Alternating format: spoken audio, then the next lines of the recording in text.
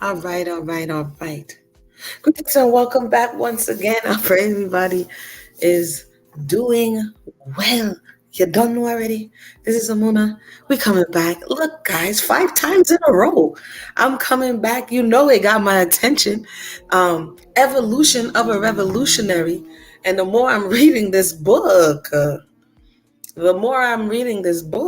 um, and listening back to Billy Garland's interview on the Art of Dialogue and then cross referencing it with Brother Daruba's testimony, is the more I got questions. It's the more I got questions. Y'all buckle up. We about to go in.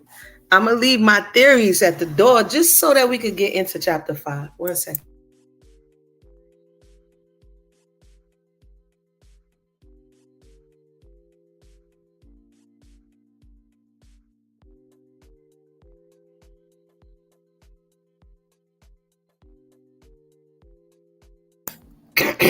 All right. So I had to make sure the stage was set. So let's go ahead and to recap. Okay. We've gone through last chapter was very interesting. Okay. But we have gone through chapter 4, which dealt with her love story with her and Daruba, sorry, my apologies. Her and Labumba and the raid. And we went through before that, her upbringing and how she got into the Panthers, how she changed her name. All very interesting stuff. Again, it's also in the book Look for Me in the Whirlwind that was published in 1971. And I just find myself to show you how there's so much information coming in. And I'm like, what do I do with all of this? What do I do? I have to start writing stuff down. When dates start swirling in my mind like that, that's when I have to write it down. And I had to do that yesterday because some math ain't mathing. But for the purposes of this reading, let's get into it. Chapter 5. Absconded. And this is, and I want to say also that there is a video I'm probably going to have to play a little bit because this is her perspective of it. But one of the brothers who did abscond, he's on the internet and he's sharing his position of what happened. So while I'm reading this, I'm going to give a little bit of that I got from another firsthand witness because he was actually there, right? So she says, I'm not trying to hide the book, meaning the Look for Me in the Whirlwind book. But when Afeni spots it on my bed atop the dune of blankets and sheets, I cringe. I feel weird, like I'm spying on her. She has never mentioned the collective autobiography to me before, so I've assumed she doesn't want me to read it. Afeni always tells me about books, articles, art shows, anything she thinks I would love or learn from. So this is odd. Why hasn't she mentioned Look for Me in the Whirlwind? She flips through the small, old paperback book with interest, but not particular care. I wasn't very cooperative with this right here. She holds up the book. And this right here in the back of the book, Letter to My Unborn Child, was the one concession. They had to print this letter if I was to participate. Hoo. Let's continue. I read it last night, but I almost missed it because they buried it behind the letter you all wrote to Judge Murtaugh, I noticed. You mean the letter they wrote. They wouldn't let me participate, Afeni corrects me.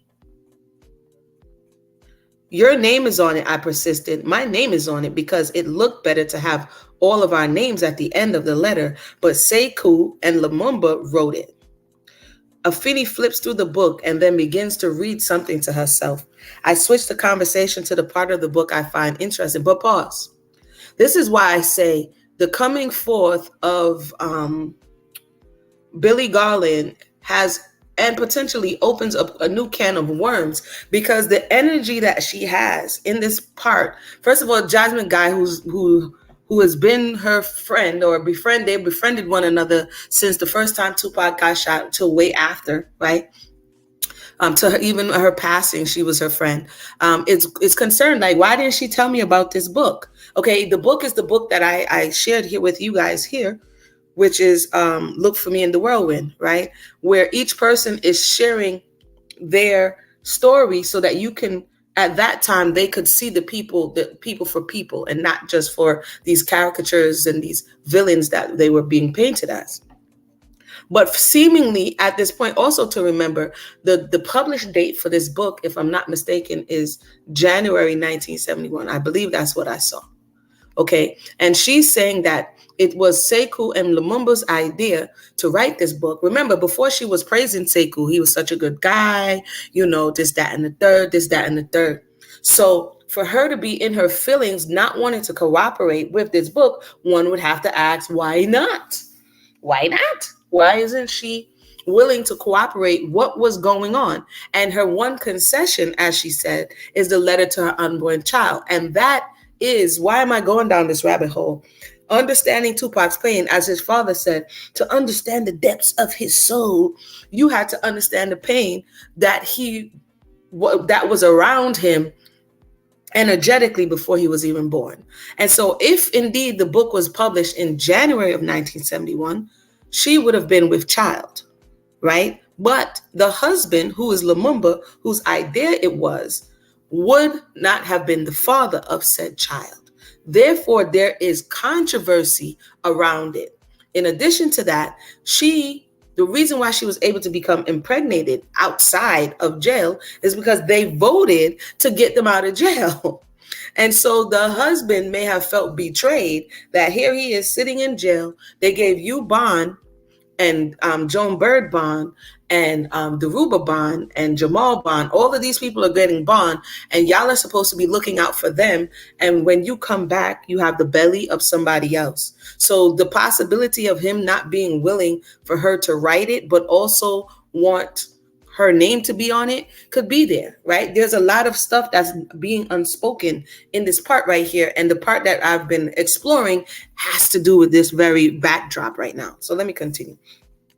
So she was like, she's in her feelings that she reluctantly agreed to participate. But the letter to the unborn child means that this is the point of a contention.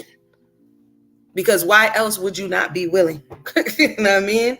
It's how people are reacting to the fact that you left and now you came back with a belly. And whose belly is it?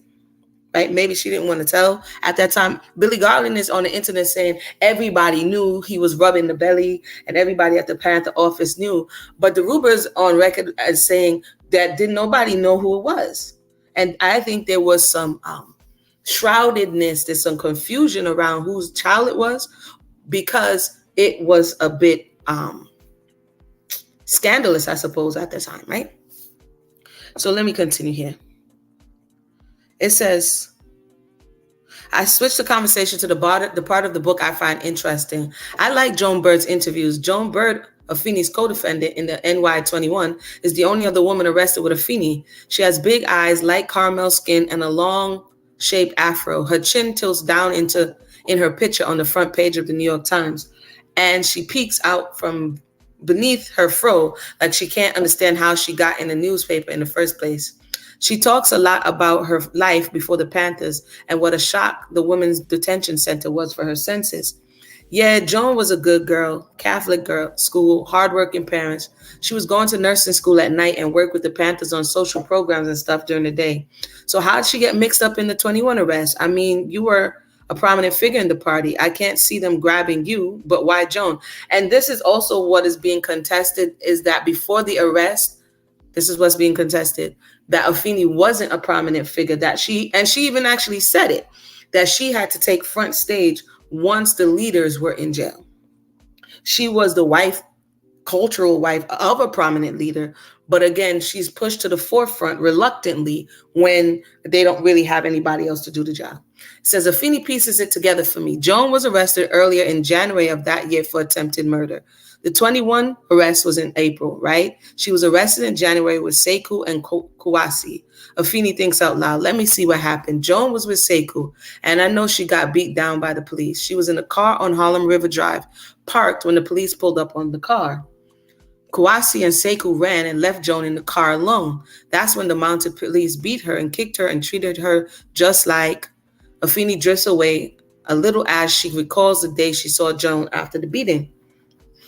When she came into the court the next day, she couldn't see the boot mark on her cape from where she got, you could see the boot mark on her cape from where she got stomped.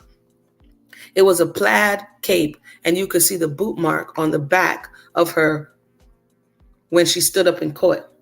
I'm a little confused. How did she get arrested for attempted murder by sitting in a parked car? There's something missing. They said Joan, Sekou, and Kouassi were parked there because they were going to shoot across the Harlem River into the precinct over there. Oh, there was a police station across the river. The police thought they were scoping the area to see how to shoot into the precinct. They just came up. That's it, Afeni confirms. Now dig this. They all got arrested 3 months later in April, they added that attempted charge to the case, to the New York 21. So that's basically how Joan Bird gets scooped in. So she says, I take the book from Afeni and flip towards the last chapter, part 11, when Joan Bird describes in detail the detention facility and its governing forces and routine. I read aloud to Afeni to see what she remembers. There is a big sign in the receiving area. You can write legal aid for a lawyer after you've been here for 2 weeks. Afeni nods like she can still see that sign. The act of degradation and humiliation comes after the women are told that they must take a shower. For those sisters who are addicts and are sick with chills, sweats, there's a perfect opportunity for them to die of pneumonia. After the shower, they are given dingy clothes rolled to wrap around their bodies and a pair of rubber slippers to put on their feet. They're sent back to the receiving room once again and wait. Then the prison doctor comes to search the bodies internally and externally. This part of the processing is a standard rule of prison. Those who refuse to be blink finger searched are then placed in a locked cell until they change their mind. The prison doctor goes along with the entire prison program in that he comes along when he wants to do searching, disregarding the bare fact that the women have been up for hours, up to 10 hours. The women have been going through the prison authority procedures, quote unquote, and are tired and hungry and want most of all to sleep. The women are called into a dim, dirty office one by one and are told to lie down on an examining table with their legs spread wide apart, at which point the doctor jams his rubber glove index up their vaginal and rectal areas. This is wow. The authorities' attempt justification is that someone might be smuggling drugs, weapons, or chewing gum, cigarettes to take to the population. Now that's the part I refused, Afeni interrupts. I took solitary over that. So you were examined either? I asked. Afeni looks over her reading glasses and lets me know, with no doubt she did not get the pap smear. I continued. In the chaos of women sitting on benches and lying on the cold concrete floor, since there are not enough seats, each one is rushed into the doctor's office to face further maltreatment. Sisters are told to lie down on the examining table again and to spread their legs wide apart so that the healer of the sick, quote unquote, can jab a surgical clamp into her vagina, whether the person is a virgin or not, frequently causing hemorrhaging and severe damage to internal female organs. The reason given for this morbid procedure is that a pap smear must be taken of every woman who enters the building. So they were talking about the wild, crazy conditions that were happening in these locations. Now, I didn't go through that. No strip search, no filthy pap smear. They just locked me down, she says. And to tell the truth, she was exhausted. She walked in the cell, checked under the bed like she always did, and went to sleep. She slept through the rats, the isolation, the spam, the fake white bread, and all of it. It's interesting how you and John are affected by different things. Not that you weren't affected by the detention center, but Joan seems more sensitive, affected by her immediate situation, smells, food, despair, while you stayed focused on the cause and tried to make right what was wrong. Hold on one second. Let's continue. She was sensitive like that, I told you, and because of that, and they used her because of that, because she was most trusting, more vulnerable. Sure, she was sensitive like that, and she was the kind of panther I probably would have been, a renegade social worker, Serpico in black leather. After reading all of the Panther autobiographies, this is what you call it talking. This is Jasmine Guy saying that she probably would have been like Joan. She's the one that she's most like. 2 working parents, homeschool, goal, future, socially conscious. She could have been used too. Joan stayed in the car, and she probably would have too. This is what you call it saying. The detention center experience being locked up like that would have blinked up me up too, just like it did Joan. In the cold, dark, rat-infested corner of her cell, she would have missed her mom. Afeni, you would have known to run like Sekou and Kwasi. You know the street. You had a street sense. She says, I would have stayed in the car like Joan because I wouldn't have been like, hey, I'm not doing nothing wrong. Why should I run? But both experiences are valuable. I'm not any better than Joan, she says, like a wild old sage. Old sage. Joan ain't better than me. We're just different. We just saw things in different ways. Hold on, let me drink a little something here.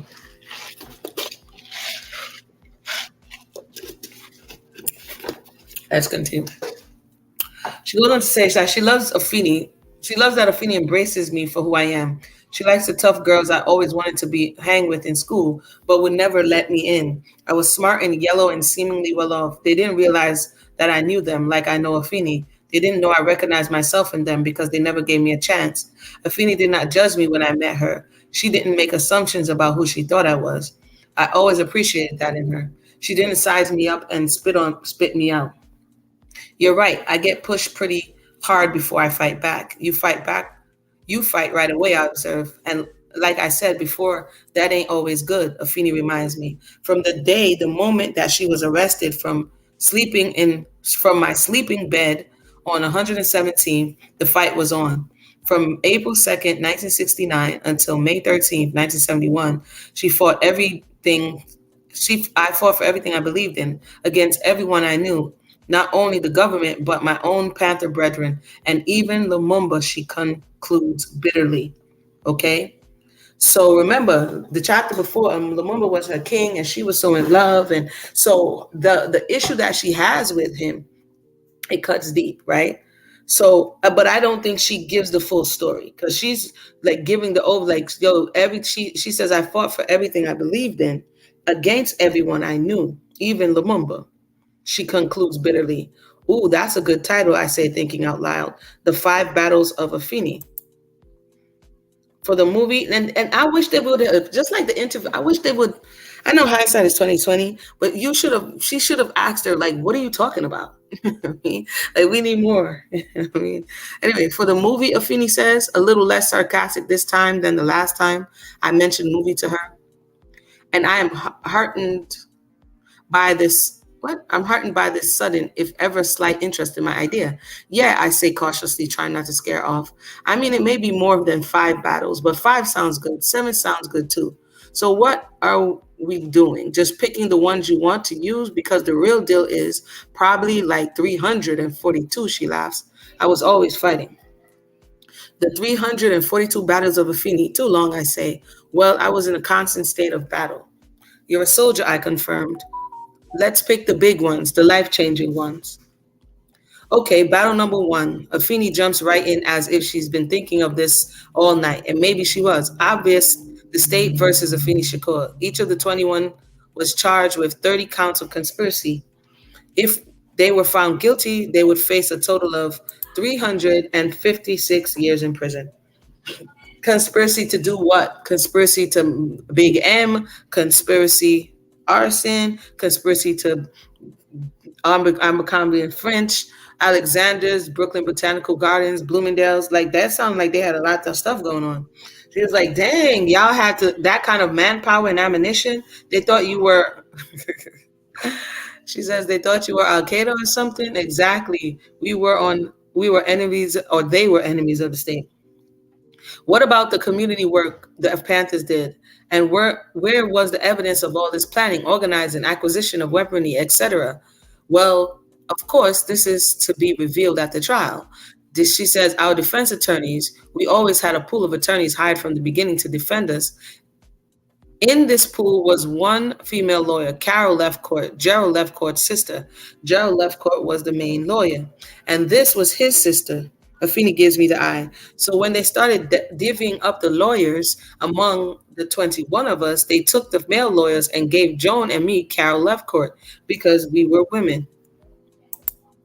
Who's divvying? Lumumba, Sekou, like they still in charge. So again, listen to, it's even like I was thinking as I was listening back to Billy I don't know, Billy Garland's interview, anytime he starts talking about the Panthers, there's a bit of a disdain. Even though he says, he was proud to be a Panther, when he talks about some of the people, there was a bit of a disdain, and I was wondering to myself, where's that? It's not like he's remembering them fondly.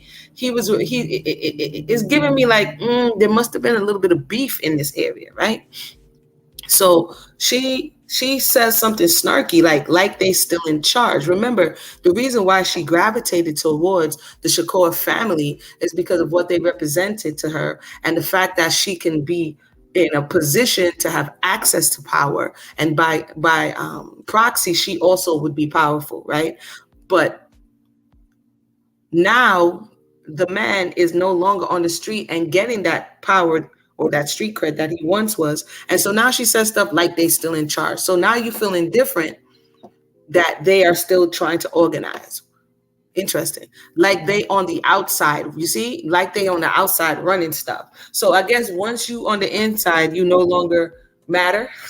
Like he's still king, declaring stuff and making decrees. Again, remember, he was my king. I loved him. Da da da da da. And then as soon as, so I don't know if this feeling came afterwards, after what already happened, but clearly she was indifferent. Afeni gets up abruptly to find matches. So she's getting stressed now. She remains standing after her Newport's fired up because she's getting a little fired up too. King, Afeni shakes her head.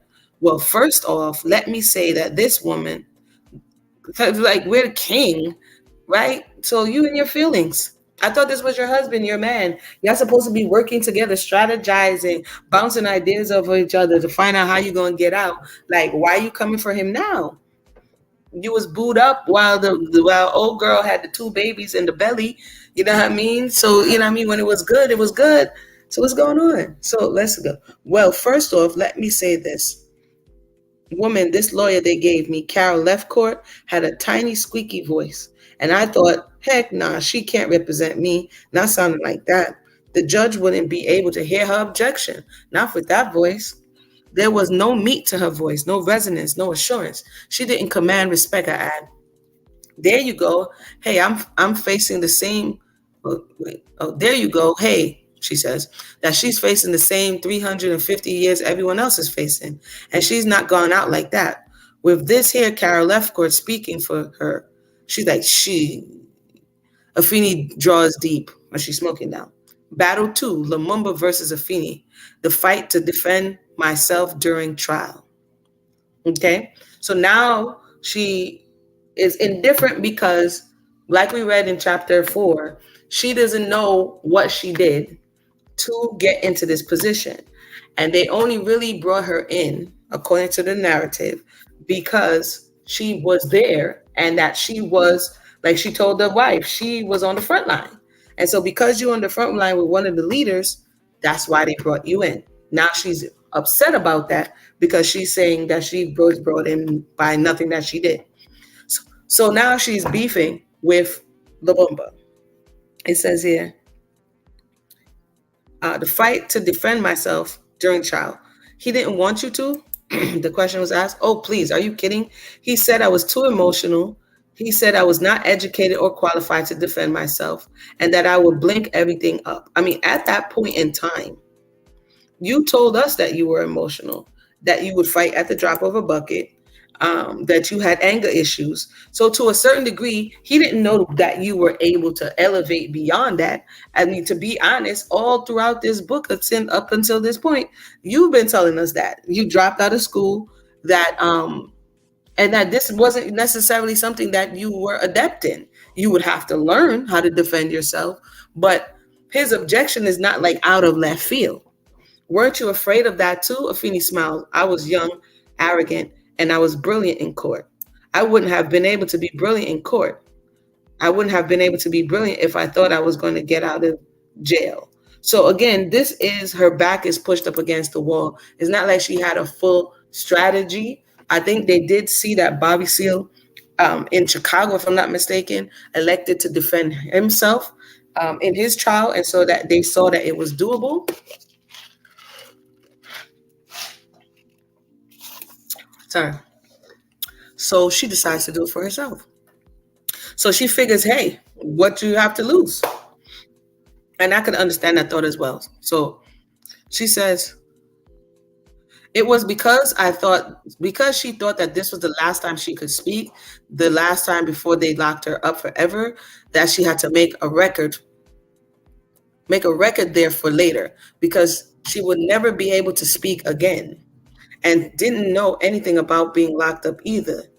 She thought that when she went away to prison, she would just have no contact with nobody. So this was her last chance that she had to make the best of it. She thought she was writing her own obituary, she says.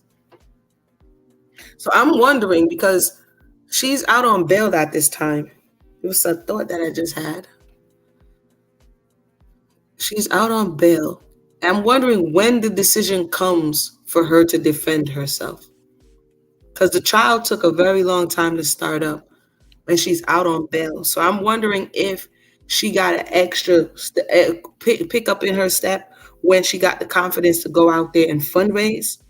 Something changed from thinking you needed him to now feeling as though you don't need him, right? It says, the words of Afeni's closing argument ring loudly, sincerely in Murray Kempton's The Briar Patch. So why are we here? Why are any of us here? I don't know. But I would appreciate it if you end this nightmare, because I'm tired of it and I can't justify it in my mind. There's no logical reason for us to have gone through the last 2 years as we have, to be threatened with imprisonment because somebody somewhere is watching and waiting to justify being a spy, she says. So do what you have to do. But please, she says, don't forget what you saw and heard in this courtroom. Let history record you as a jury that would not kneel to the outrageous bidding of the state.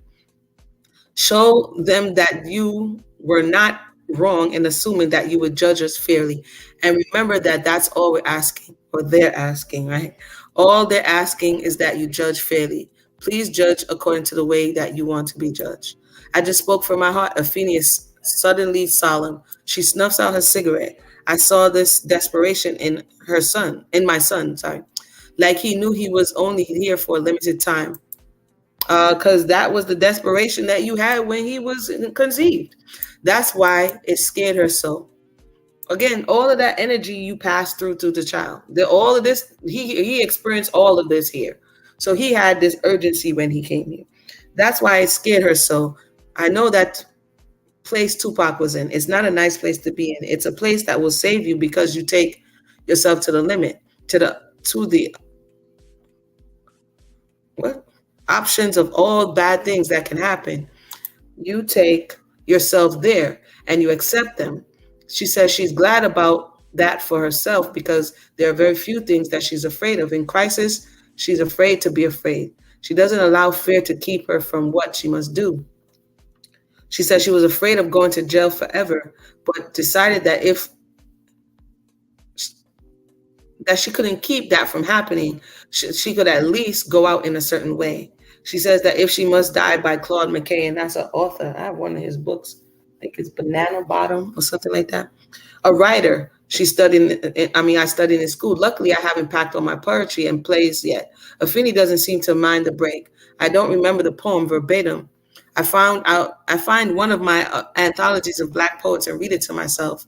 The poem, it says, If I Must Die, is stern and warlike, very masculine. I see why the soldier in Afeni relates to McKay's call to self-defense, written in 1919. It is a poem of empowerment. He says, if we must die, let it not be like hogs, hunting and pinning an inglorious spot, while round us bark the mad and hungry dogs, making their mock at our accursed, their accursed lot, not claiming that for myself. If you must die, only let them die nobly, so that the precious blood may not be shed in vain. Then even the monsters they defy shall be constrained to honor through death. So she identified certain things. I'll be like, why I'm gonna keep changing it? Certain things I'm not calling on to myself, right? You reading, but you know what I mean? So anywho, this call to die a noble death comes at a violent, vicious time, in American history, a time when Black men were stolen, beaten, and hung for just being alive. Yet that red summer of 1919 was crazy. But it says the summer of 1919 was known as the Red Summer. Race riots ignited throughout urban cities, just as the riots of the 60s exploded in Afeni's time. The poem is a call to arms, a call for Black men to die with honor, even when they cannot live with dignity.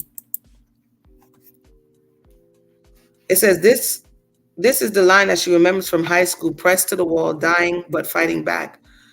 My mind is on Tupac now in the last year of his life. He worked ferociously behind those prison walls, writing screenplays, music, poems, raps. He cranked out hundreds of push ups a day on his knuckles instead of his palms. He complained of having girl hands, so he beat them up until dark, callous knuckles adorned his fists. Let's get something to eat. Afeni rises and stretches her legs. Coming out of my thoughts of soldiers, I have to finish packing, I say half heartedly. The movers came today.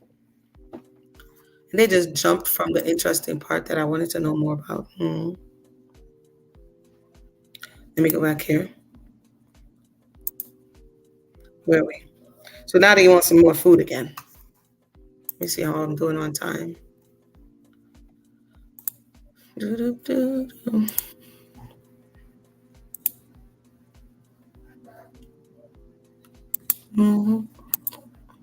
All right, we're doing good.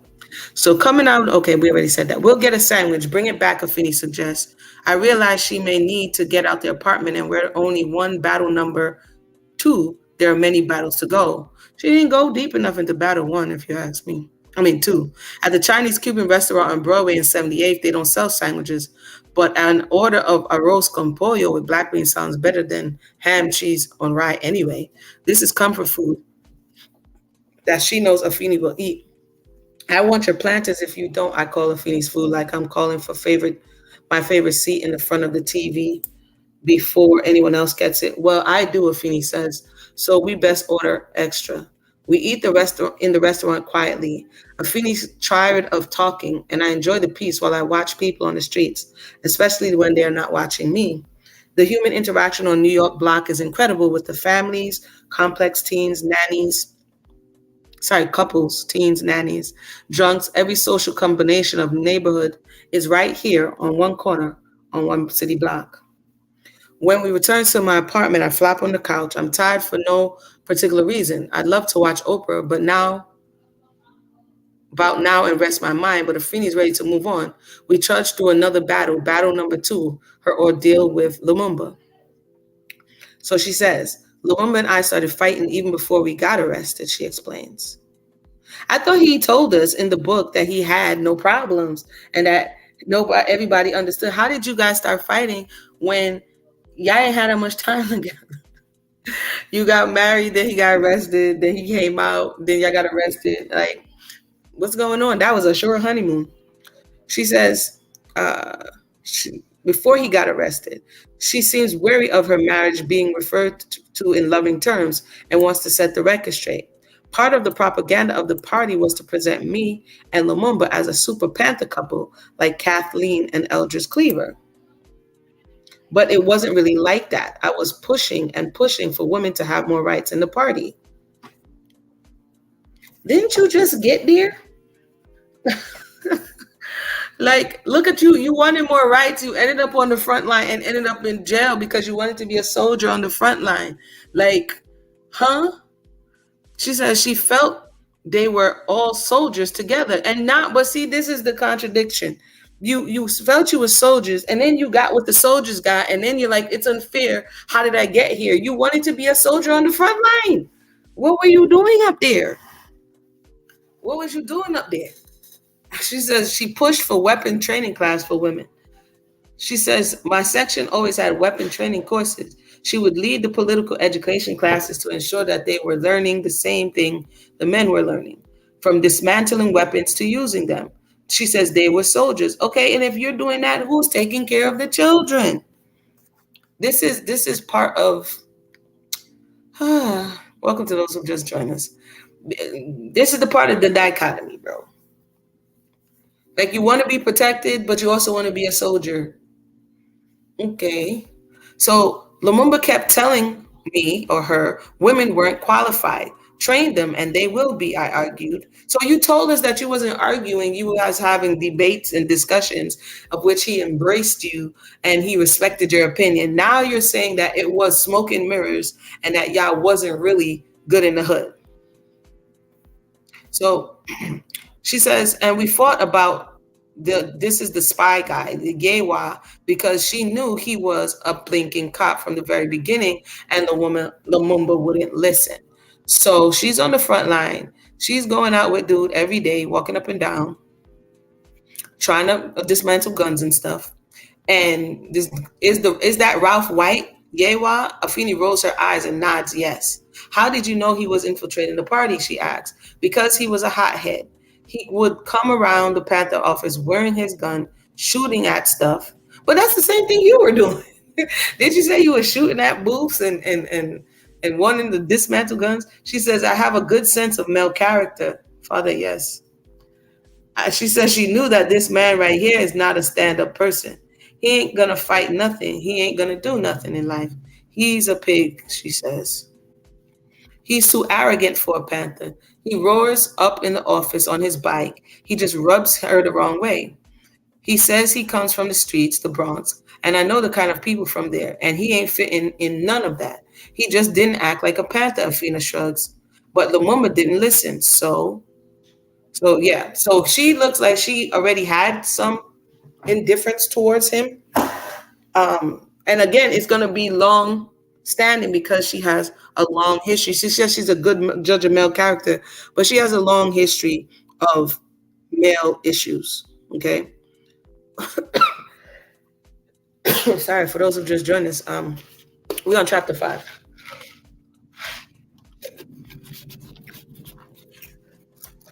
The more I'm reading this, is the more I got questions. But let's continue. So she's setting the tone possibly for something that's being unspoken, right? But it's also the thing that caused it with a bit of a rift. After I finish reading this part right here, I'm going to tell y'all what came to my mind from chapter 4. But let me continue. It says, so you ended up questioning him yourself at the trial. Yes. And what comes out in the trial is that Yewa had slept with Shaida, and he was, and it says Shaida Lumumba's wife. So listen to this, people, because this gets interesting. It says, and he was pumping her for information about Lumumba and me. Afeni takes a drag off her cigarette as I digest this new revelation about Shaida.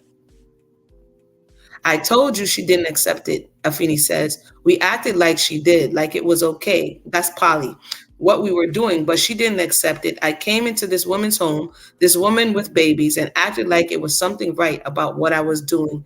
And well, she gave away your secrets, I say. So this guy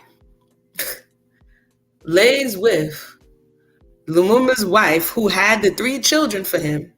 I don't know if it's after. It has to be within the time frame. Because it has to be within a certain time frame whenever he comes in to the organization. All of this stuff is happening successively, right? So, anywho, that's interesting. So she pressures, and they find this out.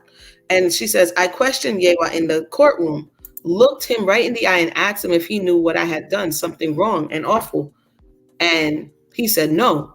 And that was that. So whether she gave away my secrets or not, he still had no case against me. Wow, that's a trip, I say, recalling a passage in the Whirlwind book. Lumumba talks about that relationship like it was cool. And he did. We read that. She says, I know, girl, I know, but that what I did destroyed that woman, ate her alive slowly. She drank cough syrup all day to deal with that. Addicted to cough syrup, and me and Lumumba be pissed if we came home from whatever we had been doing in the streets and dinner wasn't ready. So she, Afeni was moving with Lumumba like he was the homeboy or something, like, rolling in the streets after a long day, looking for some food. Like, that's how she was kind of moving. She wanted to do everything the boys was doing. And treating Shaida as if she was, so, but how did the guy get with this lady? I don't know. That would have to be in some court documents or something. She says, so they were pissed if they would come home from whatever they had been doing in the streets and dinner wasn't ready. Now I know, she says, I owe Shaida nothing but my deepest apology for what I did to her. When did you have to find her? Is she still around? Like, at the time of you writing this book, did you apologize to her? She says, even though she retaliated that way, I asked. Yes, absolutely, Afeni says. I understand what she did, and I'm sorry for what I did, but let's get back to battle number 2. So she really wants to talk about this, right? So basically, Lumumba and I are fighting, she says. He wants to run me in prison, an exclamation part. So she's totally upset about him wanting to run her in prison. I think this is leading up to how dun dun dun enter Billy Garland.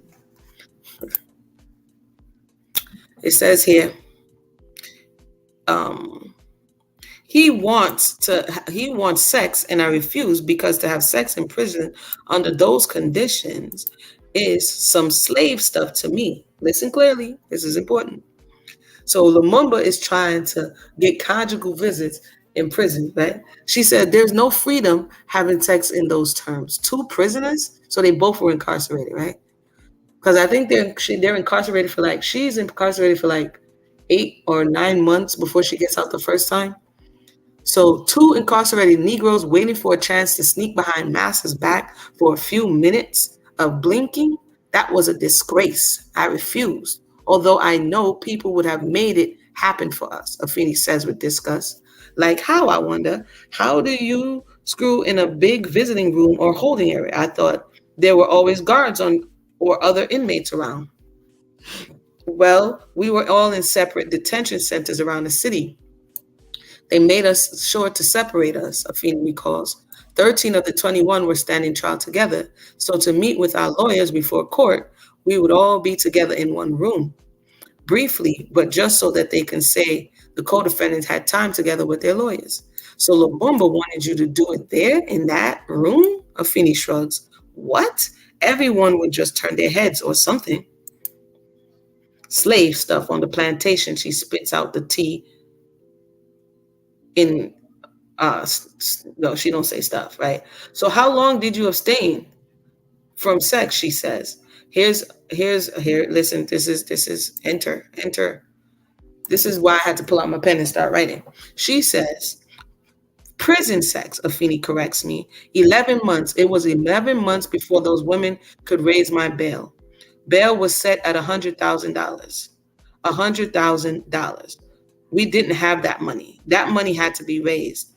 I remember Glo and her husband, Tom, came down to the bail hearing. They had scraped together every dime they had before every neighbor they knew to get that $100. But the judge said $100,000, and he meant $100,000, not 10% of that. I had never heard of that many zeros. I couldn't believe it. $100,000 in 1969. What's interesting is she's saying that they're saying that the monies were raised by efforts and that they elected to give the monies towards the women first to come out.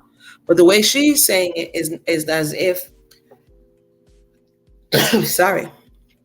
The way she's saying it is as if the organization wasn't helping at all. Now let's go back to the 11 months. She says 11 months. So April, May, June, July, August, September, October, November. Back to March. Because she gets out in June. She gets out in she's first bailed in January of 1970, if I'm not mistaken, right? So she says, and she goes to in April. So she says 11 months, which would take her back to March. So somewhere between March and September, because he had to have been conceived in September because he's born in June. So she's saying that once she gets out, because this is what I'm getting, because she and Lumumba are not on good terms, because he's trying to run her from jail, and because he's trying to act as if she's a plantation, a buck and buccaneer, right? She's going to go out and do whatever she has to do. Remember, she told us in the other chapter that they had an understanding and that it was an open relationship. And ultimately, if he agreed and they agreed, she can do. But clearly, we know that they're not agreeing because she said they were fighting. So that whole stuff she told us before about as long as he understood her reasoning, that doesn't apply. But for whatever reason, she uses her opportunity to come out to do this. Okay? So she says it's 11 months. How long did you abstain? She says 11 months. While she was in the women's house of detention, she built relationships with white women who needed to touch the hem of your garment so that they could be made whole. They would write and visit and ask what they could do to help. Where there were all these women inside who needed $50 to get out of jail. So she asked these women to form a bail fund for women in jail who need less than 500 for bail. She figured it might as well get them out since her bail was impossible to raise. Nobody had ever done anything for these women before. A lot of them were prostitutes whose pimps made were made were mad at them and wouldn't bail them out. But they didn't have $50, so they just stayed in jail. Afeni notes some of them had kids.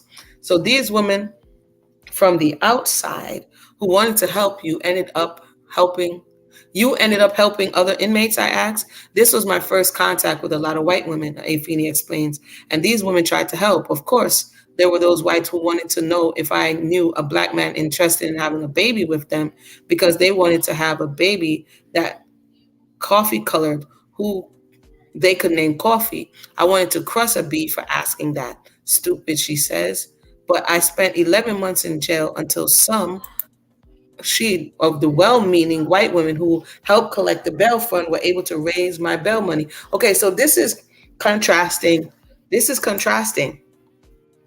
This is contrasting data because everybody has a different story about how the bail money was raised. Okay. These women had been in the labor movement in the 40s and 50s, and they got together with her family and the women from the church and put up $60,000 in cash. Their 34,000 in church property. It was amazing. Afeni gets full from the love and support of these women. She sees how rare the support can be in life. She's grateful all over again like it was March in 1970 right now. They had to go to court and sit on the stand and justify every single dime before the court. So now she's saying, okay, she has more evidence because the people who put the bail up had to be on record, right? Where they got the money from. Then she says, then they allowed her to get out, to be bailed out. And she was the first one to get bailed out of the 21. Now, according to what the other Deruba is saying, is that the information was coming from Huey's camp of who should get bailed out, and that it was the 21, the males, who were saying that the women should get out first. So, and then that they would get out after. It says, then it was my job to raise money to get the others out. Joan was next because she was a woman. Well, you were first because you were a woman. She's talking about Joan was next because she was a woman. According to the story, you got out first because you were more articulate and you were a woman. That's why they voted to let you out first. But let's continue. Where am I? Jamal because he was young, Deruba because he was a good talker, and Setowayo, she says, she stops abruptly. I'm very involved by now in the story and I want to keep going. I'm starting to get pissed, Afeni says, and she reaches for her Evian. This right here is bringing up some bad feelings for me. Well, you should have let it out. Don't stop now. Let's hear what the bad feelings are. Let's continue. I don't say anything for a while. If she wants to go on, she will. If she doesn't want to, she should have to stop. But dang, she's leaving me hanging. I know, right? I resumed packing. I can't believe how many books I had. You'd think I was a genius. I even have duplicates for buying copies of both on both coasts. A heavy feeling sits on my chest as I realize my bi-coastal days are over. Time to be a mother, a new life ahead. Afeni walks to my bedroom window and stares out of the backyard of the other brownstone. She's sitting on the radiator cover. She opens the window, sets up her ashtray and lights. The 21 were going to kill the Deruba and Sweat because they were doing their job on the outside. They weren't being loyal. So listen to the story though, because the other guy who she's talking about, he is alive. And he's saying that somebody wanted to do them in, but it wasn't. It was the people on the outside. But her storyline, this is how so many people could see a situation and have so many different perspectives. She says that it was the 21 who were going to do Deruba and Set because they weren't doing their job on the outside. They weren't being loyal. They were egotistical maniacs, she says. She was speaking everywhere while they were out on bail. She busted her behind to raise money for the other 21, and those two didn't do squat. During this time, the party itself was ripping apart. But it's interesting that she says that because he's saying that when they got out, and they're supposed to be raising the monies, that it wasn't, um, it was the West Coast who was taking the monies and not doing what they should do. They were reallocating the fund for the people to get out of jail and using it for their own devices. And he's saying that the people who wanted to take him out was the West Coast. So it gets very confusing, and you can see that this East Coast West Coast thing is coming from here, and there's still this stuff. There's a lot of confusion in this matter, right? And I actually saw a picture. Actually, there's a picture right here. She says he wasn't doing spit, right? Hold on. She said the others weren't doing anything. I think I saw another. Here it is. This is interesting that she says that. Let me take a pause right here so we can cross-reference some stuff. Hold on.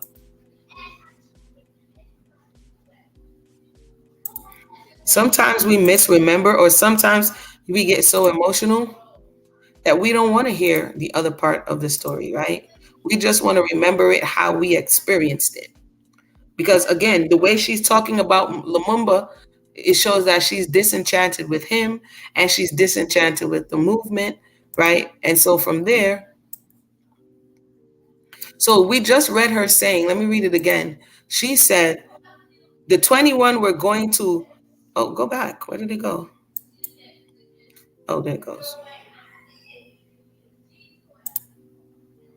The 21 were going to blink, Daruba, and Set because they weren't doing their job on the outside. They weren't being loyal. They were egotistical maniacs.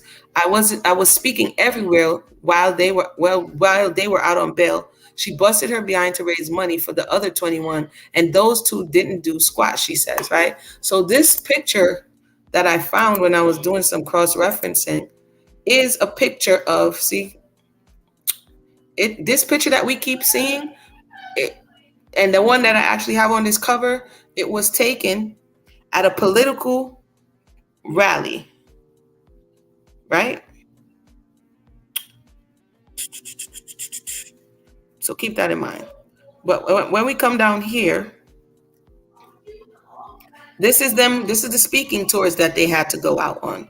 Right behind them is Jamal Joseph. So he's out, and see, they're at a rally. So she's like, nobody else is not doing anything, but according to him, the monies that they needed, the things that they were supposed to be having, they didn't have access to, and so they had to do other things, quote unquote, to survive, right?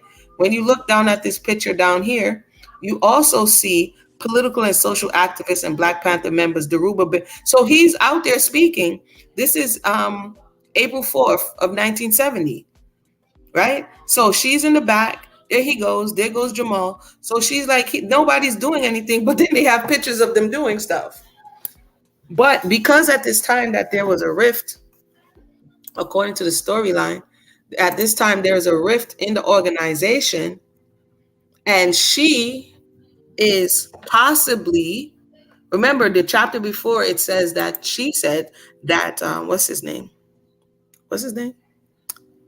Huey P wanted to sleep with her, and she said that she was going to tell Lumumba, and then he leaves her alone. That's very interesting and important information, right? Just keep that in mind. So now there's a storyline from those who are inside that the people are outside, not only just Daruba and them, but she as well, because the betrayal comes where they sent you outside to do speaking engagement, and then you came back wholly pregnant. After you didn't want to, and I don't necessarily blame you, but you didn't want to do the plantation situation, but you also came back pregnant was from someone, a next man. So it's interesting how she's putting all of the not being loyal on other people, but that same could be said of how the situation went down. But let's continue. She says that so I suppose she alone was the one who was trying to work, and they wasn't doing nothing. During this time, the party itself was ripping apart. Eldridge was a major force in the party. People think Huey, but it was Eldridge. He may have been the most intelligent member of the party. He and his wife Kathleen, she says, were brilliant. Eldridge was very charismatic and strong, and the people liked him. He was building an international base with the Panthers, Cuba, and Algeria. In fact, Eldridge was in Algeria when she was out on bail. So he dips, he goes to Algeria. Now, there is a march. No, that comes later.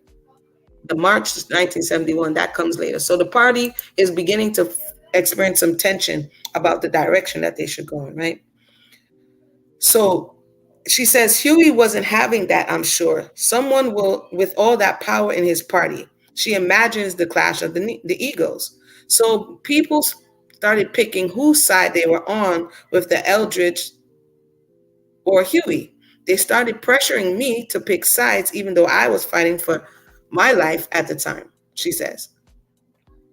And she was 5 months pregnant, asking her stuff, that stuff. They didn't ask me how I was doing or if I needed anything. It was always about the party and which side I was on. So again, if she says that she was 5 months pregnant, right? And she got out of jail.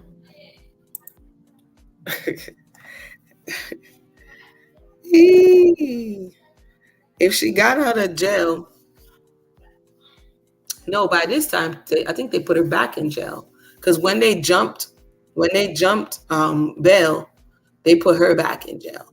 So if she got pregnant in September, October, November, December, January, February, by this time, 5 months pregnant, it would be February of 1971.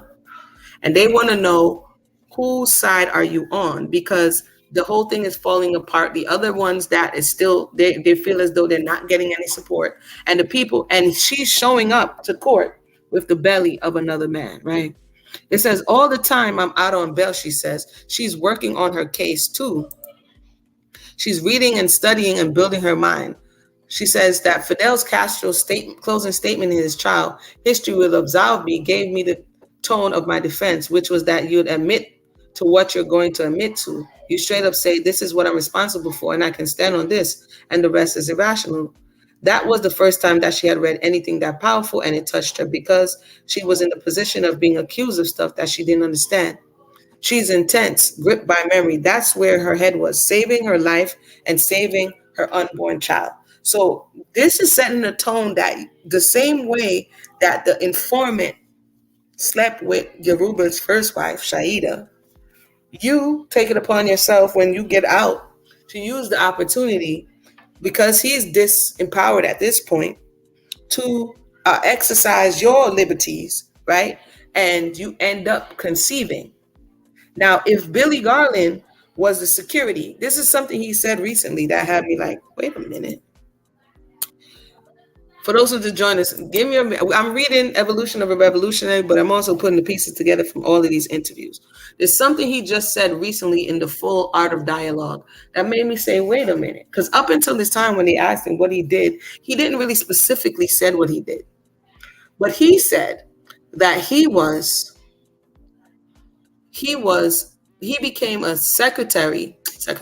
He became security and started doing security detail for Huey P. Newton. Remember, she feels indifferent because everybody's asking her what side she's on.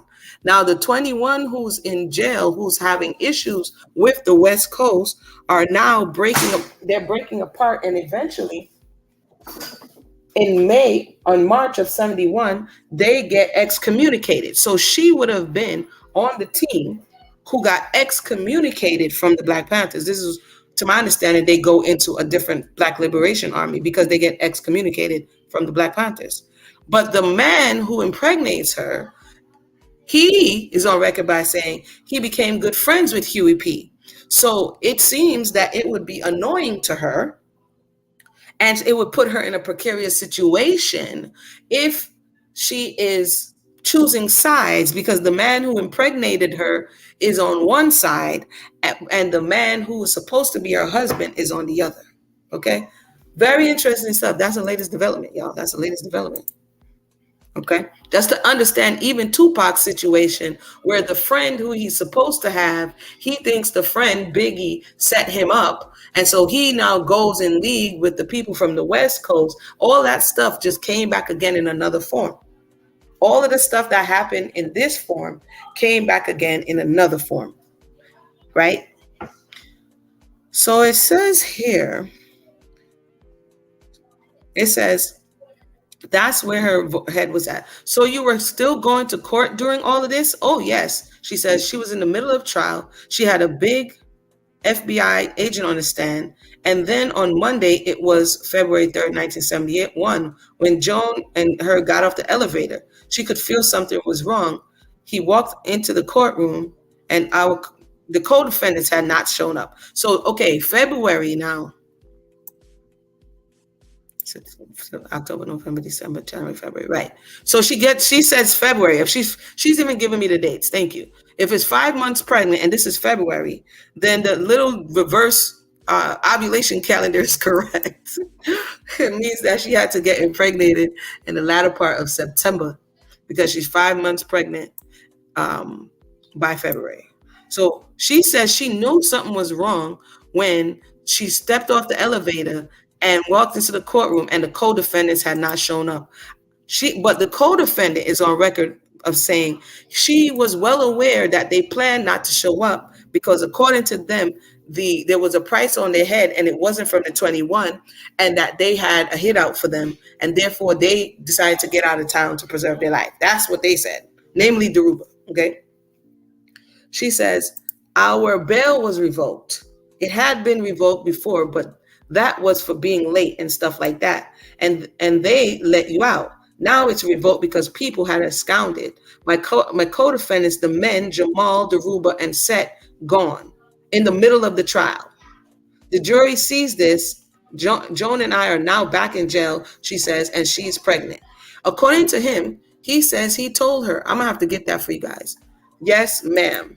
She says she went straight to jail, and the next time she came home was a month and 3 days before her acquittal. The same woman that bailed her out the first time bailed her out again.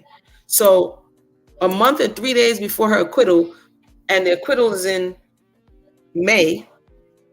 So she doesn't stay long in jail when she goes back again. From February to April, like she's in it for like 2 more months. Okay. So she says, God bless them. The men just didn't show up after all the money was raised. I was stunned. Absconded.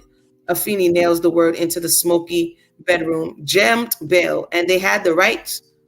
She says, and they had the right to, every single individual has to do their own time. So you can't tell someone else not to jump if they want. But we had an agreement that if anybody didn't want to go in, they would tell the others. So they jumped bail, the men.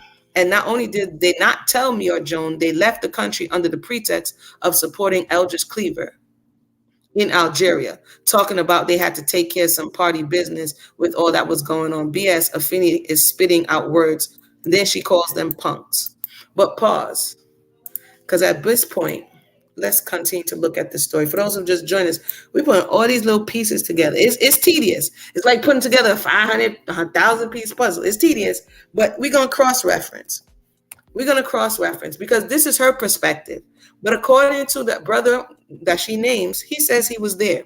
He says she knew about it, according to him, every step of the way, what their intention was. And she says that he verbalized that she wasn't going. So he's saying that her saying she knew nothing about it is painted nonsense. It's foolishness. This is what he's saying. She knew and she chose not to because whether or not she was pregnant, because of whatever her reasons were. Right? Hold on one second. What's the name of hold on. So this is interesting. Another thing that I find interesting is I'm gonna pause right there for a minute. One thing I find interesting is the date that lines up for when so I don't know if she was fully out here wilding, but according to her, she's 11 months abstinent, and when she comes out here in the streets, she was doing her thing. Because now the man, the man, Lumumba, he's in jail, so what can he do, right? But whether or not she intended to show up pregnant, that may be a different story. Hold on. I want you guys to hear his own what he says about the situation, and then we're going to continue.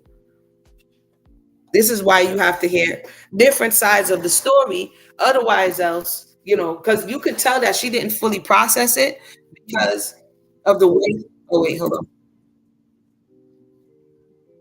Wait.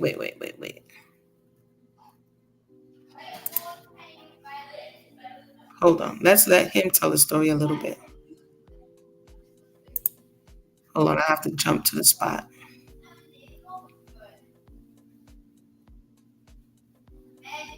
Doo-doo-doo.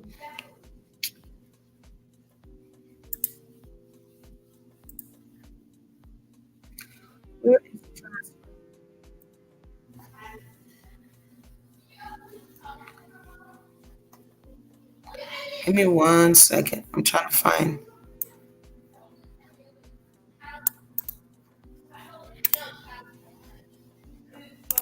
Trying to find the transcript on this one. So she decides that she's going to stay, but the way she's retelling the story is as if she knew nothing about it, and then she was wholly betrayed. But again, she in this story, she has not yet mentioned Billy Garland or the relationship of him rubbing the belly and all of this stuff. So I find it interesting that even when she has the opportunity to do so, she doesn't mention him until he pops up. Hold on 1 second. So this is how I know that some of the story is being censored, because we've read 5 chapters and she's spoken more about Lumumba in these 5 chapters than she has in Billy Garland, right? So whether or not she understood, I know I watched a video one time when she said she thought that she couldn't get pregnant. Here, I'm trying to pull the transcript on this. So for whatever reason, she may have felt like whatever it is. I don't know what her reasoning is. But she did what she did, and it caused a snowball effect. Oh, this is what I wanted to say. Billy says that he met Huey P. Newton at in Pennsylvania at a big conference, right? So I wrote down the conference, looked it up, found the conference. Okay. I found the conference. The conference was called the Revolutionary People's Constitutional Convention. Okay. And this conference took place in September of 1970, from the dates of September the 4th through September the 7th. And you remember how say, and why is this important? This is important because the conception of Tupac Shakur had to be in September, right? So if she was out here in these streets doing what she was doing since she was out, according to her, but conception had to take place around September, what prompted or who prompted? Because the way Billy Garland talks about her it doesn't sound like he wanted to be with her. It doesn't sound like, he speaks about her in this loving, endearing way. So that gives me the thinking, like, wait a minute, man. Why does he feel like, it feels like it's distasteful in a certain degree? Hold on. I'm trying to search this thing. Hold on. So I found it interesting that I'm not saying this is, okay, I'm not even saying allegedly. This is just what my thought is thinking. If she told us in chapter 4 that Huey P. Newton pushed up on her and she was protected because she mentioned her husband Lumumba's name, that she would tell him he would deal with him, and he leaves her alone. And then if there's a split between East Coast and West Coast, right? And if this guy on the East Coast, who was Billy Garland, starts to befriend or more gravitate towards Huey P. Newton, how is it, or better yet, isn't it interesting that this same guy who, like she said, they wanted to know what side of the split you were on, this same guy who's seemingly on the West Coast side of the split, which would have been Billy Garland, impregnates the quote wife of the man that is in jail and that is now going to be abandoned by the West Coast. I think that's that's some old Tupac and Biggie situation. I don't know. I just saw it repeat in the next generation, which leads me to believe Something is something. Something might be in that part of the camp. Something might be over there.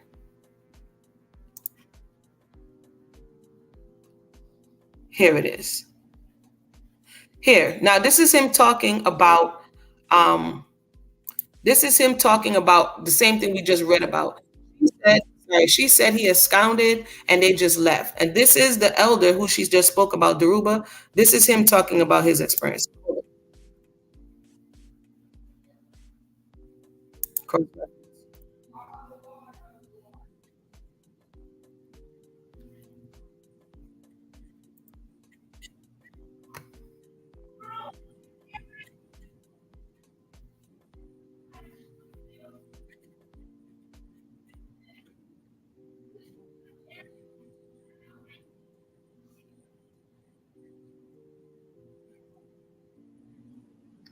You heard what he just said? He said nobody talked about Afeni when she had the opportunity to go with Setaweo to Nigeria. Let me go back and read what Afeni said.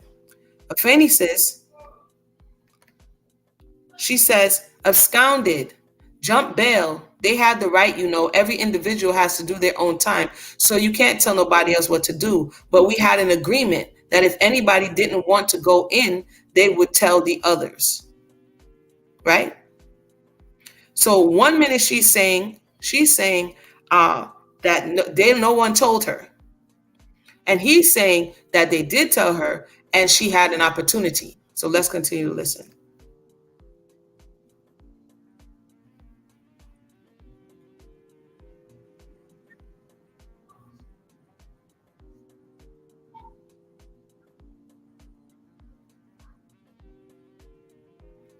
Pause.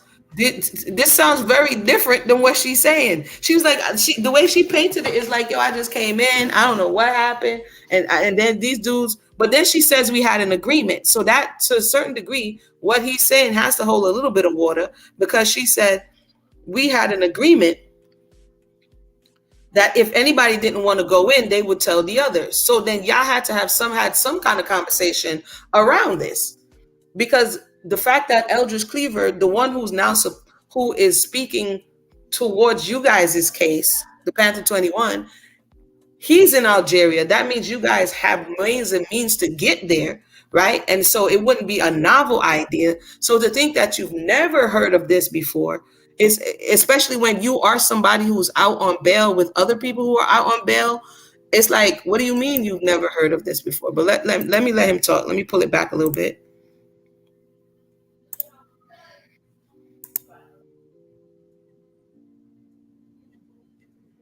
Oh no, where did it go? Wait.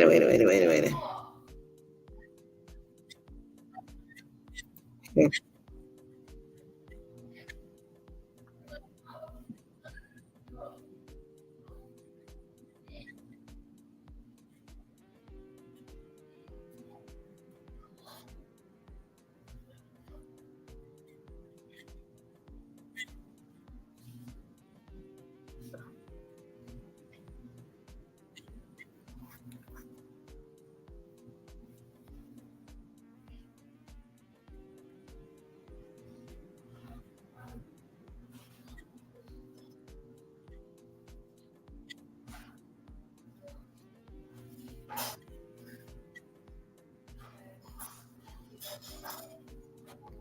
Yeah, the guy's like, exactly. Say it again because you broke up a little bit. So he started going into it, and then his phone broke up, which was very disappointing. He needs to just come back and have this conversation. But essentially, what he's saying is contrast to what is being said at this point in the book. For whatever reasons, she was not left out of the loop. This is what he's testifying to, and that she chose to face the music, right? She chose not to run, and she chose because whether or not she was pregnant, whether or not she was in love with Billy Garland, whether or not she didn't want to leave, we don't know. But she chose to face the music. Okay, so let's continue. I just wanted to put that in there because I found that interesting. It's a totally different story than I didn't know anything about it and they just left. She says here, she says, And not only did they not tell me or Joan, they left the country under the pretext of supporting. Okay. So then she calls them punks. Then she abruptly announces battle number 2, battle for the baby. She sounds triumphant now. Uh, Faye, we are on 3, I correct. Really, we almost up to 5. Yeah, look. Number 1, you fought against being strip searched. Number 2, you fought to defend yourself. 3, you fought the Bumba about having sex while incarcerated. Oh, wow, we might have to do 7 then, because I didn't count the strip search thing.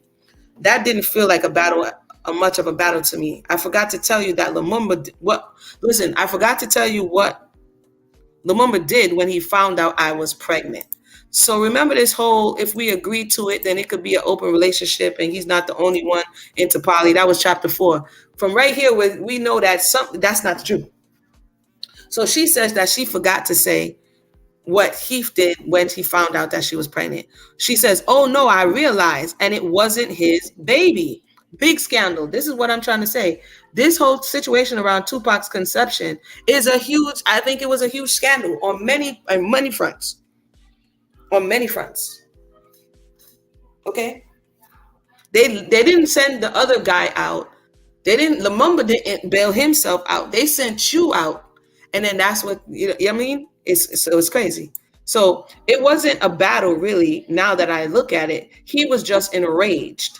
Here I was, not having sex with him, but partaking with other men, which I told you we had an agreement that we could do. She keeps saying that, but what dude of Islam is going to make that agreement? I don't believe that he made that agreement. I don't know. I'm not buying that one. Nobody. Anyway, she convinced herself that they agreed. I wasn't there. But I'm just saying it don't sound like it's agreeable, because then why would he be enraged? She says, right, as long as the other person knew about it. I remember their trippy vows. Well, I had never acted on that before. I never went with some other man, even though we had an open relationship. She keeps saying that. Bro, you had polygyny. He had an open relationship and you had a closed one. There isn't no polyamory, bro. Stop. Why are you trying to get us to believe this? Anywho, you really didn't have time to have an affair. You were married for 5 months before Lumumba got arrested. She's like, shoot. 3 months after that, you were in jail too. Not a long time to get some booty on the side. Jasmine is bugging.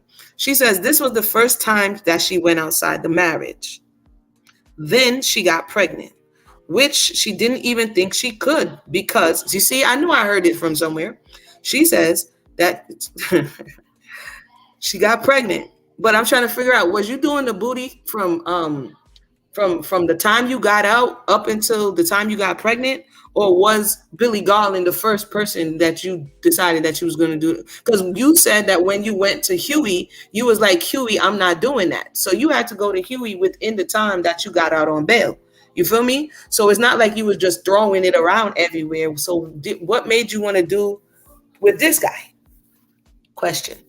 Makes me think that guy was sent in. I'm just saying. Possibly.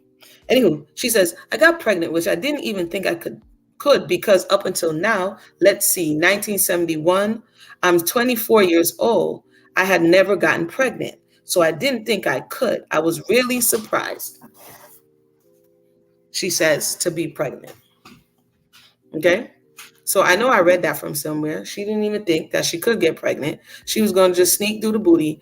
Because how did that conversation go? Yeah, Lumumba, by the way, you in jail. You're not the king no more. You don't have the juice. So, yeah, I'm going to just do my thing. I know, we got up the money to get me out here for speaking engagements and stuff.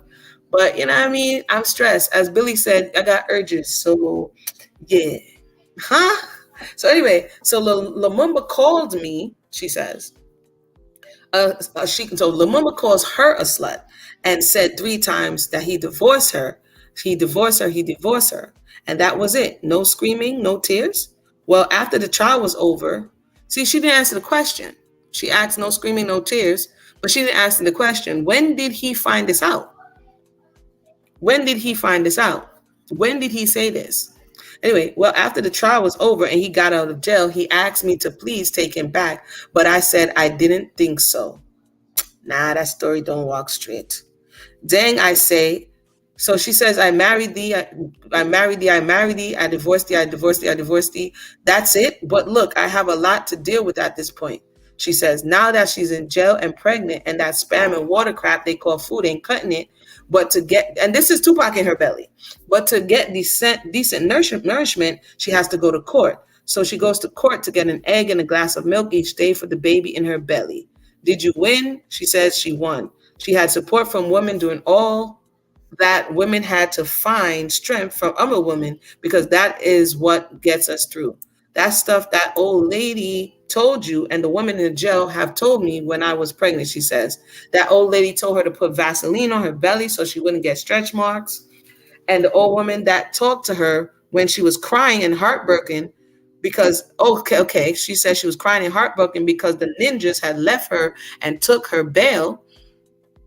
It was the old woman that took me off the eighth floor elevator, took my clothes off my body and washed them, put toothpaste on them so they were starched for the next day, and told her to go in there tomorrow and shame them. So she is remembering the story. You know, she was there, how she's remembering it, but there's a possibility, A, you were pregnant, B, you don't possibly want to take responsibility. If he's saying, like we just heard him say, that you knew and you chose not to, there's a succession of things that happen.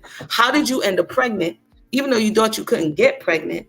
Why was you laying with random men? You know what I'm saying? There's a whole lot of choices that you say you fought for. You fought for open relationship, and then all of this came with it. If he agreed, if Lumumba had agreed with this open relationship, he wouldn't have said I divorced thee and called you out your name. That doesn't add up. That leads me to believe he didn't believe it. Let me know in the comment section, do you guys believe, based on what we're hearing, that he agreed to her stepping outside of the marriage? Because if somebody, why would he turn around and verbally assault her if he agreed? Makes no sense to me. Anyway, let me take a little sip here.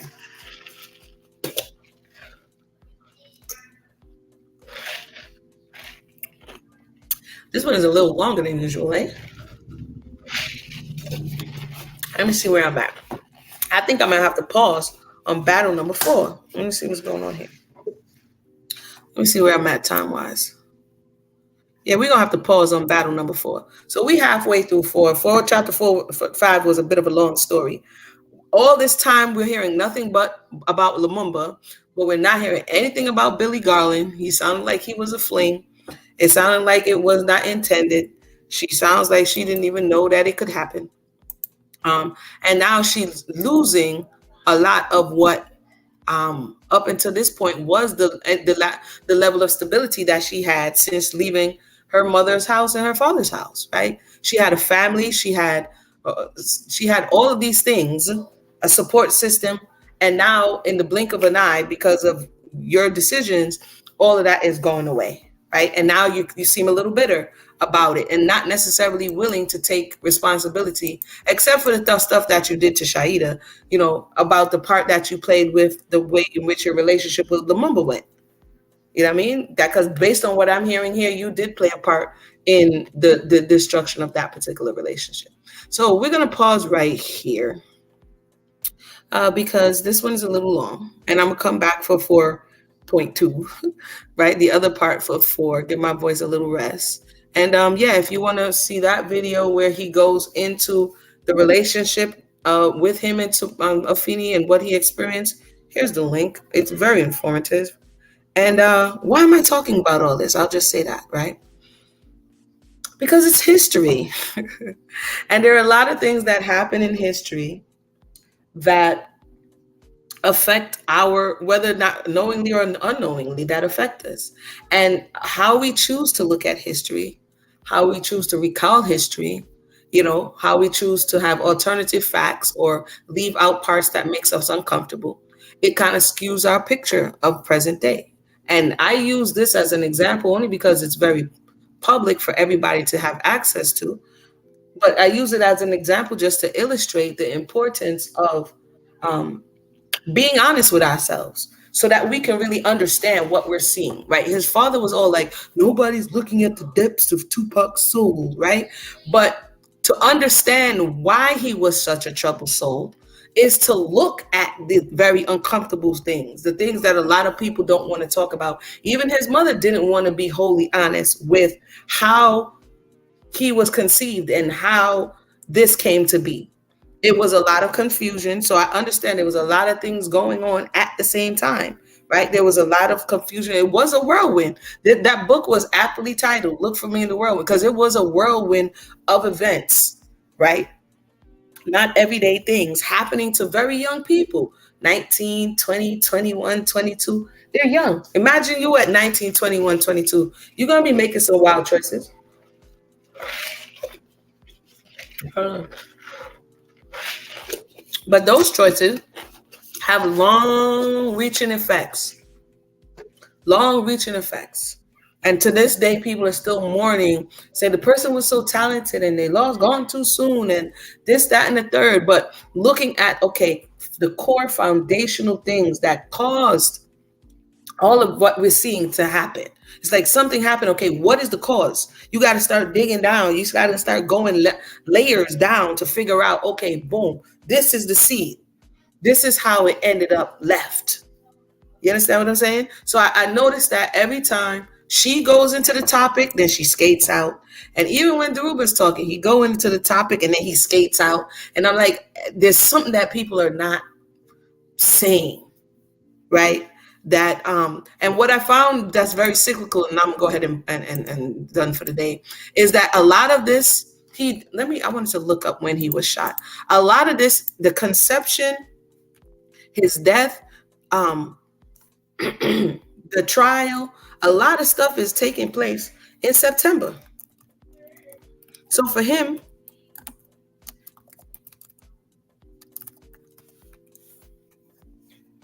he was shot in September the 7th. So this 1996, and it may be like, Amuna, why are you doing this? I found out that these dates, there's a lot of correspondence with a lot of these dates. So the same Panther, let me pull it up on the thing real quick. What did I say the name of the event was? Hold on. The name of the event was, this is the event where Billy Garland meets, according to him, he meets Huey P. Newton, which the party is having issues at this time. But what you call it is also at this event. Here it is. Afeni Shakur is also at this event. Well, hold on. Let me show you guys the event. This is how my mind be working, y'all. I'm sorry, I have to deconstruct the stuff, then reconstruct the stuff. So when I'm saying stuff, I'm not just saying wild stuff. So when people say things, and this is the age of the internet, we can simply cross-reference. There's a lot of people who come up with crazy theories, and you're like, based on what? Here. This event right here, that's why I told you it's something is cyclical about September for him specifically, right? Because this event, the year before he's conceived in September, wait. No, it's not the year before. This is the year he was conceived. This is the month he's conceived, okay? Based on his birth date. So here it is. It's even a Wikipedia page, okay? So the Revolutionary People's Convention. Let me see if you guys could. Yeah, there you go. This Revolutionary People's Convention, you see what I just said? It took place in Philadelphia from the 4th to the 7th. As a matter of fact, let me let Billy tell you. Hold on. And this is why I think it's important. Hello.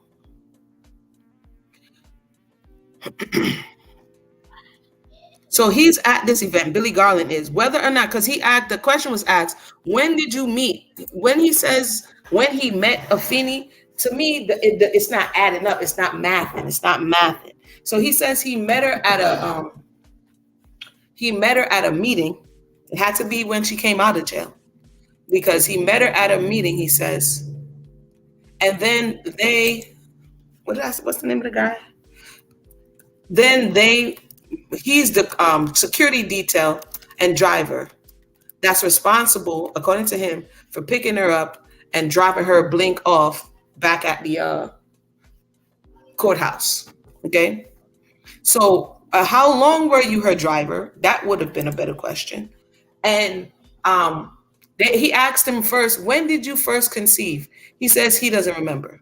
And then after that, he says he knows exactly when. I'm like, which one was it? Did you remember, or do you not know exactly when? I know he's not on trial right now, but when the math, why come on the internet and just start saying all kind of stuff? That's all I want. No, no, no, no.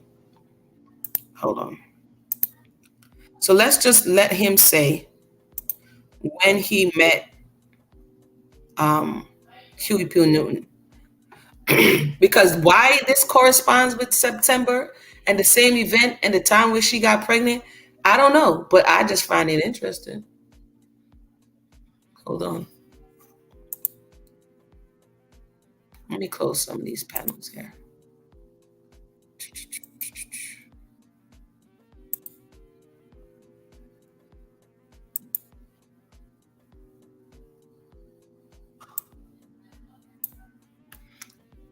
So it would be how many months? It would be 1996 minus 1970. Yeah, well, 26 years from conception. He dies in the same month that he was conceived. That's interesting. That leads me to believe there's some kind of connection. I could be wrong, but there's some kind of spiritual, if anything, connection to these things. Okay, hold on.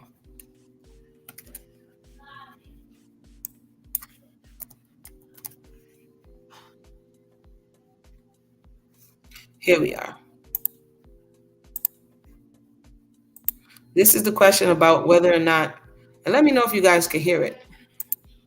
This is the question of whether or not he knew Huey P. Newton. Remember, by this time, there is a split, right? And the Panthers, the ones that the woman who he impregnated is the wife of the 21 who is from the East Coast who is in jail. That's context. So now let's listen.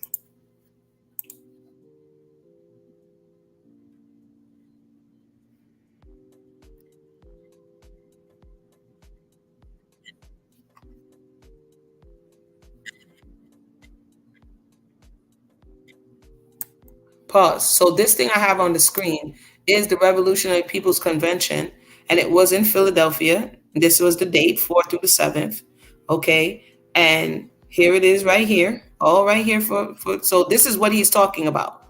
Thousands of people gathered, and it was a big convention, right? Okay. So let's continue.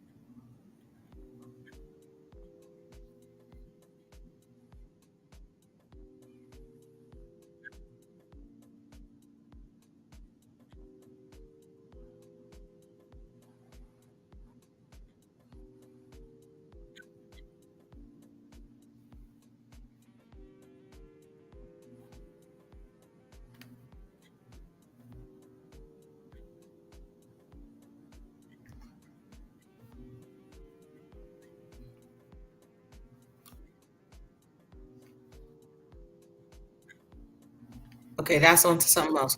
But did you? So when she came and saying, um, the people kept asking her what side you're on, what side you're on. It's clear by the way he's recollecting the story that he had an affinity towards Huey, right? And remember, by this time the faction is splitting, and so who's asking her? And but her husband is a part of who's in jail is a part of the 21, which she's a part of, that's going to be soon severed and disconnected from the main body. Very interesting little minor detail. Mhm. Anywho, with that said, I want to thank everybody for tuning in. Hopefully, I've presented this information respectfully. We're still reading the book and just cross referencing um, because it's just interesting to learn a history. So, we're going to pick up the next time and read the remainder of chapter 4. And I want to thank everybody for tuning in. And if you have any questions or comments, feel free to leave it in the description below. All right, one.